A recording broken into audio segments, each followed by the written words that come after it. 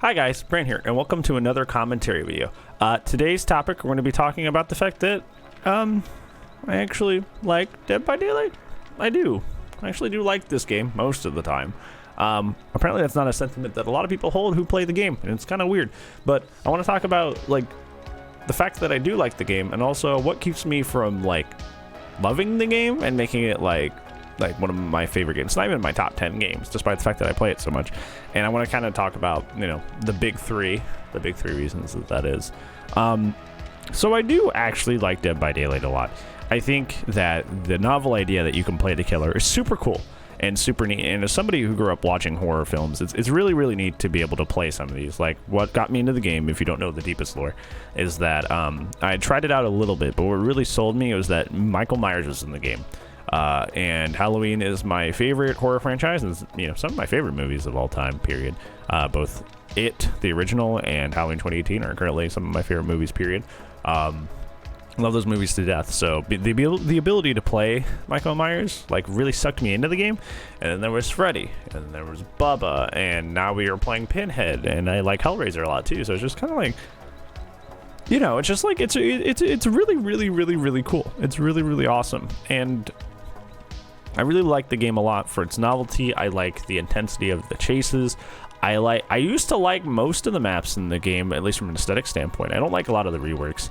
But, like, just the idea of, like, you know, there's a good feeling when you're going through Midwich Elementary. It's dark, it's creepy, the hallways are barely well lit, and then, like, something spooky comes around the corner and you gotta run. Like, sometimes those feelings continue to reign true and are still super great and fun, even to this day. Like, the mood and the atmosphere of the game is really cool, despite the community's efforts to not make that a thing with, like, teabagging and being weird and stuff. But we'll get to that. I'm getting a little ahead of myself. There's a large plethora of characters on both sides for you to be interested in. Like, I have Cheryl and Jeff, and those are kind of like my main peepos. But if you're a Dwight or Meg person, that's totally fine. If you're an Elodie kind of person, or Elodie and Felix are kind of the more lore heavy characters in the game. If you're more of the lore heavy characters, that's, you know, that you can do that, right? Like, there's so many ways to, like, express yourself in this game, and you can kind of build a lot of, like, excitement and investment based off just, like, who happens to be your favorite. And I think that's a really, really nice and fun thing, just because of the character I won't say diversity, but, like, you know, there's a lot to pick from. So why isn't this, like, if I had to pick it in a verdict, I would say it'd be like an 8 out of 10 game. Sometimes when the patches are real bad, it's a 7 out of 10. Once again, I'm getting ahead of myself, but it's for the most part a good game, and it is really, really fun to play most of the time. But, like, why is it only an 8 out of 10? Why is it not more? Why sometimes does it fall to a 7 out of 10 or worse? It's kind of the main three things. Like, the three main things I have bone to pick with this game. Obviously the bugs. I don't care what people say. I don't know what games you're playing, but there is not this many game breaking, because it is game breaking, especially with the new Pinhead thing that was happening the day one of the patch. Like, there's not this many game breaking bugs in other games. And it's kind of embarrassing and ridiculous that there was so many game-breaking bugs that happened. Like, the fact that RPD was gone. Not that I love that map, but RPD was not available in the patch, the DLC that it released with. It was gone for most of the time that DLC was hot, and now that the DLC cooled down a little bit, it was out for a little bit, and now it's gone again. Like, it's just like... And before this patch, before they introduced a couple of maps, there was like 5 or 6 maps that are just gone because there's too many issues with them. It's like, and that's not even like the top of the, that's just like the surface level, like the tip of the iceberg in terms of, like, how many issues this game has. It's ridiculous. Like, there's really no excuse for it. It's literally embarrassing how many not graphical, but sometimes graphical issues. Just so many technical issues that this game has. It's kind of ridiculous, and there's kind of no excuse for it, like, at all. And it does dampen the experience, like, a great deal. This one's kind of rougher. This one is the community. The community, so it's really hot and cold, and, you know, it's like I had a charity stream, and you guys know that because that was an announcement on the YouTube. But, like, we raised $1,400 for a really, really good cause, and that is the DBD community. That is some of the DBD community that, you know, they'll when push comes to shove, they'll be there to support others and love and support others when they need it. And they're generally good people that just have cool interests. But there's also a lot, and I don't want to say majority because there's no stats to back this. This is just a feeling and experience over time, is that I would feel like a lot of the DBD community is exceptionally toxic and exceptionally like cruel and mean for some reason. I don't know why. I guess it's just like a baby's first competitive game, because like that's how it is in like Rainbow Six and stuff like that. Like, people are exceptionally toxic and cruel in like those games. I guess that is bled into Dead by Daylight because for some reason people take this intensely or like it's important, even though it's mostly a party game. So people are exceptionally cruel and toxic and completely rude and awful to each other. And it's not just in the game, right? Like people, personalities on Twitter, entire Twitch streamers that build their, or YouTubers, mostly the YouTubers actually, that build their entire like reputation around like making fun of people, starting fights with people, starting a fight, then playing victim. Like the community is kind of insufferable. Like I said, there's a group of people, and if you get in that good group of people and you try to stay out of everybody else's business, you'll mostly be fine. Mostly.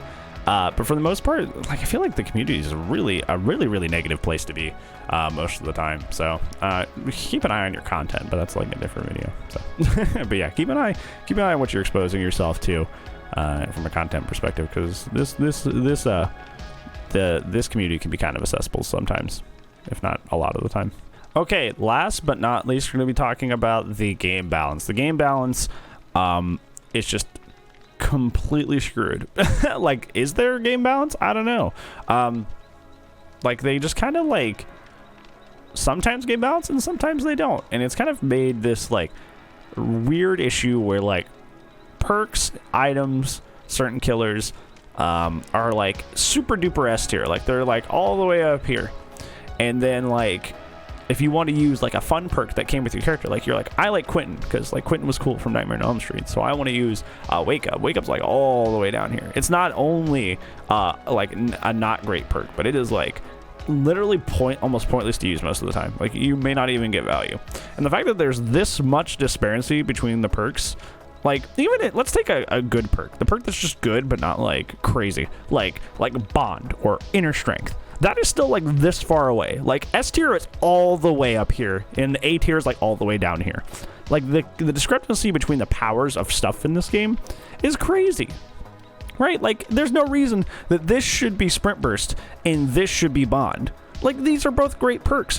Why is one this much better? And it kind of creates this really bad situation of like, why would I ever run something fun like Bond or Inner Strength, which are good, but just not. It's the problem is that they're not super extraordinary S tier.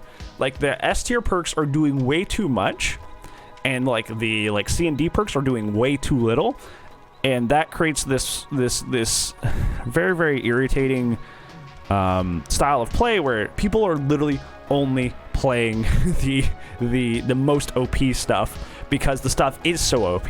Like, if it was like even if it was like if it was like a lot better than like A tier, like, you wouldn't see that as much, right? But the fact that there's such a discrepancy, there's such a gap between the powers of killers, the powers of add-ons, the powers of items, powers of perks, means that for the most part people are just running really annoying tryhardy stuff because it is so much powerful than everything else.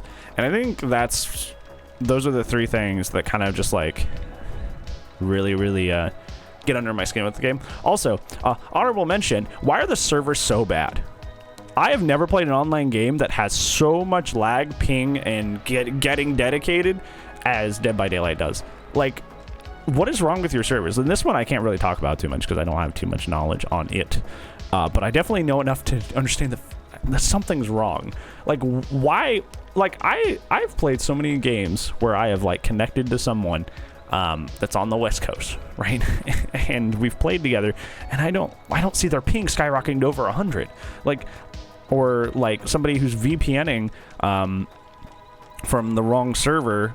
Like, it literally screws up the whole game. Like they are incredibly laggy. They're getting hits they shouldn't. They're like rubber banding a lot. Like this is like other games don't have this problem. So I don't know what's wrong with the servers either. I guess that's our honorable mention for today.